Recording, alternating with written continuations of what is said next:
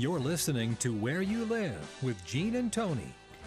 This is Where You Live with Gene and Tony. We're broadcasting from the Natural Green Lawn and Landscape Studios, and we're brought to you by Extreme Exteriors and American Family Insurance, the Kim Bennett Agency. As an American Family Insurance agent, Kim believes that there's much more to insurance than the policy alone. It's about providing you with dependable protection and services. Kim believes that trust and credibility can't be demanded. It can only be earned by what you say and what you do. Give Kim a call at 651-482-1598. That's 651-482-1598, and tell her you heard it here on Where You Live. It's time now for a message from the Minnesota Multi-Housing Association. This MHA Minute is brought to you by Start to Finish Maintenance Contractors. Start to Finish provides 24-hour service for all of your home and business maintenance needs. Call Start to Finish at 952-259-1219, 952-259-1219, for your home, for your business, for your peace of mind.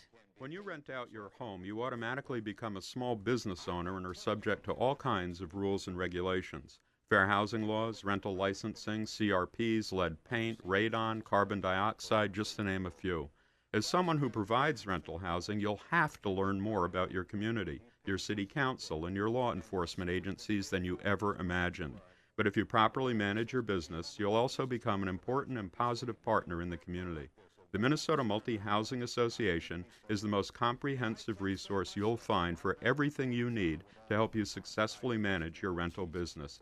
Visit mmha.com. That's two M's, mmha.com. Look around the website, download the free guide to successful property management, download the free brochure about the eviction process, and learn about the many ways you can turn your small business into a good business. Gene, what's our next story? Well, before we do that story, I want to just let our listeners know about a resource we've got available, our newsletter.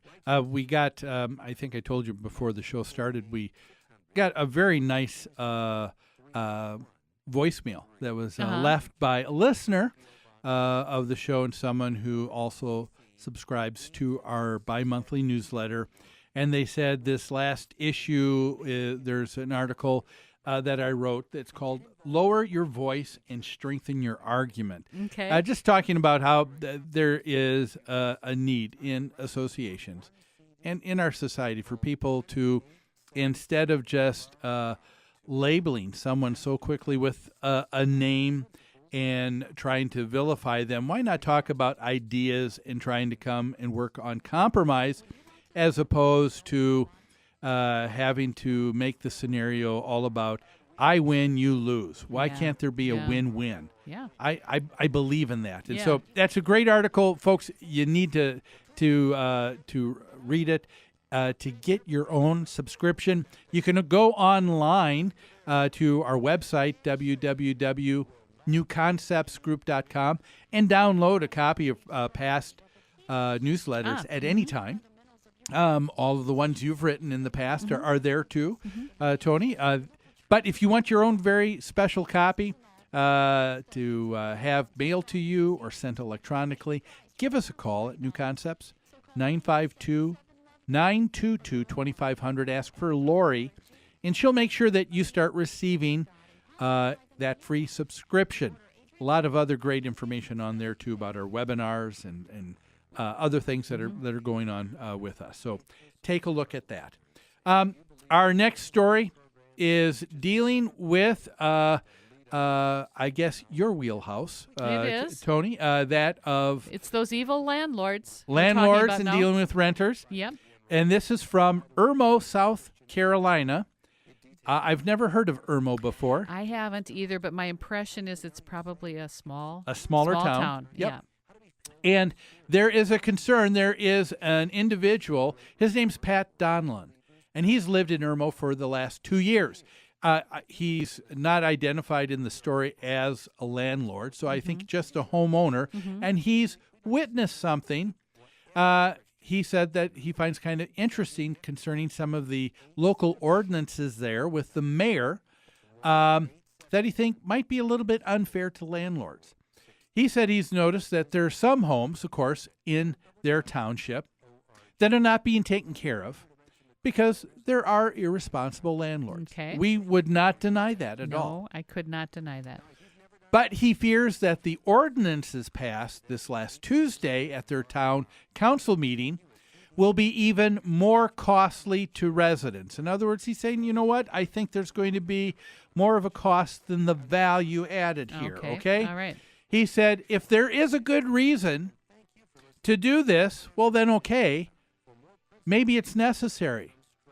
But he said nobody in the city council or the mayor could give me any reason that it's to a good say idea. what that is. Yeah, The new interesting. rule, landlords in the township of Irmo need to now start paying a $50 fee to the town. That's Okay. not unusual. We have It's that. not unusual, but they're not offering any justification for it either. They're not saying why. No, they're All not right. saying what it's needed, but so we're talking about another revenue source. All Okay. right. And then he also specifies that the law, there's a special law requirement for the owner of a rental property, and it doesn't say that it transfers over to all homes, and that's what I have a problem with. Yeah. Lawn requirements cannot have the lawn greater than 12 inches in height. That's pretty high. This is what makes me think this is probably a small town, probably in a rural area, because 12 inches, that's high. That's pretty high. In a city's terms, yeah. And then broken windows, sagging gutters, Have to tree be- stumps must be removed 30 days after trees are cut. So this is all the new requirements, ordinances applying to landlords. And what's interesting is the mayor, his name is Hardy King, he said and it acknowledges that there's a few adjustments that we'll have to make after the trial run of this new ordinance. But he said he does not know right now if the ordinance will expand to affect all homeowners. So this is indeed only affecting landlords. It's only targeting landlords, and you and I have a problem with that. Yes, we do. They say the purpose of the ordinance is to make the city look good and prevent blight from overgrown plants. If that's truly the case, why are they not applying this to every home in the town? Yes. And if this is a problem only with landlords, guess what? You won't have to worry about that as an issue. But they're looking at that as a reason why they need that, I suppose, that extra $50 fee. I have a problem with that fee because there's two things about our government that our government is failing us on time and time again. Number one, that government is to be limited. It's a limited government. Yeah. We give them certain authority, but it is limited government. Not we are not there to serve the government. The government's there to serve us. That's right. And For that number reason, two, I think they have to say what they're using this $50 for. exactly. Yeah. They are also a nonprofit. Yeah. They are not in the business of making money, but they are trying to. They're trying to come up with new revenue sources and to come up with money and a bankroll. And here, as another homeowner said, this doesn't even affect me, but I'm concerned enough That's to right. know that I don't see a purpose for this additional tax. Yeah. This Pat Donlin the way he thinks it's going to affect residents is that renters are going to be stuck with that fee because landlords are going to pass the $50 fee on to their renters. Well, you know what? The truth of the matter is that it's a business, and the cost of doing business is definitely going to be passed on to the rent amounts. I can't see a landlord just handing their renter the invoice from the city and saying, here, pay this $50, but it certainly is going to affect what the level of rents are. Overall, that's true, but That's but right. but in any given time, a certain fee that's added on or that is required of a landlord doesn't mean that they have the ability or can, because of the market, Good be able point.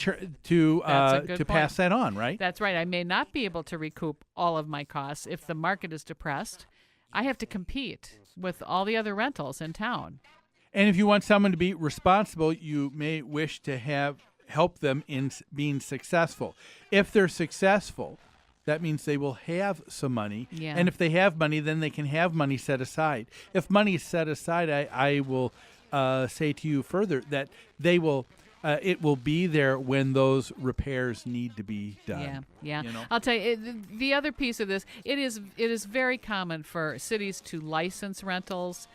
It's very common for cities to require registration of rentals, and that's part of this ordinance, and I think that's wise. You need to know who owns the property and how to contact them should something go wrong, right? Mm-hmm. So a lot of it makes sense, but some of it does not. But they need to think about it a little bit more. I think so. Well, hey, that's all the time we have today. We're out of time. Time flies. Yeah.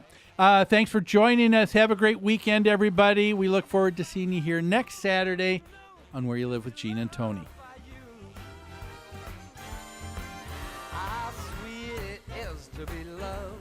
Humans make illogical decisions. Some people never learn. And that's the way it is. Take care now. Bye-bye then.